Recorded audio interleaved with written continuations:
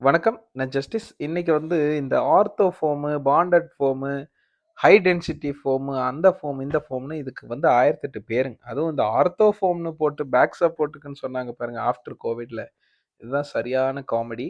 இது என்னன்னா, ஆக்சுவலா இது பாண்டட் ஃபோம்னு இதோட ஆக்சுவல் பேரு. இது ரொம்ப வருஷமாவே இருக்கு மார்க்கெட்ல. இது என்னன்னா ஸ்கிராப்.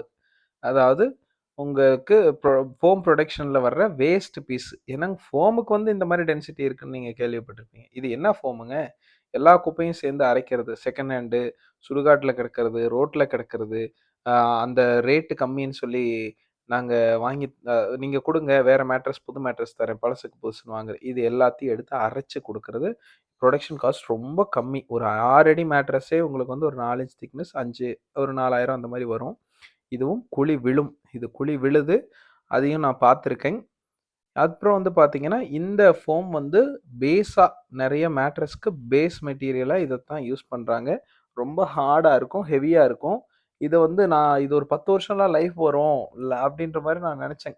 என்ன ஆச்சுன்னு பார்த்தீங்கன்னா, நம்ம இந்த ஃபோம் லைஃப் எப்படி வரும் அப்படிங்கிறத தெரிஞ்சுக்கிறதுக்காக, நான் இத நம்ம கம்பெனியோடயே என்ட்ரன்ஸ்ல போட்டேன். டெய்லி அத வரும்போது உள்ள வரும்போது, வெளிய போம்போது அ மிதிச்சுட்டு போயிட்டு வந்துட்டுருந்தேங்க.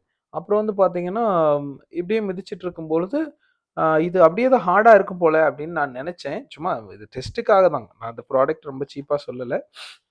அ அத டெஸ்ட் பண்றதுக்காக நடந்து நடந்து பார்க்கும்போது, ரெகுலரா நான் மிதிச்ச அந்த பார்ட் மட்டும் நல்லாவே டவுன் ஆயிருச்சுங்க.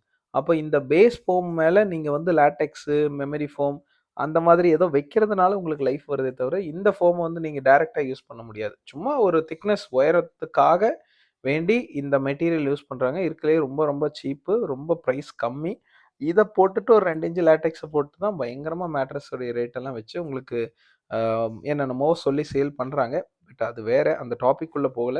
இதுவும் குழி விழத்தான் செய்யும். இது பயங்கர ஸ்டிஃப்பா ரொம்ப ஹார்டா இருக்கு.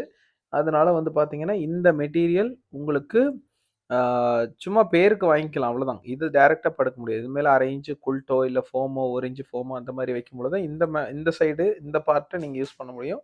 மத்தபடி மேட்ரஸ் உடைய பேஸா யூஸ் பண்றாங்க. உங்களுக்கு பட்ஜெட் கம்மியா வேணுங்கிற பட்சத்தில இத நீங்க எடுத்துக்கலாம்.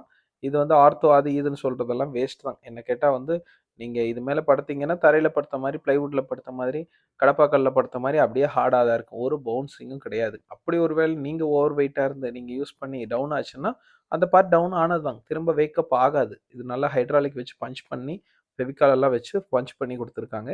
ஏதோ ஒரு 2லேருந்து 5 வருஷம் லைஃப் வரும். உங்களுக்கு பட்ஜெட் கம்மின்னா இத சூஸ் பண்ணுங்க. இவ்வளோ தான் இத பத்தின இன்ஃபர்மேஷன். Thank you.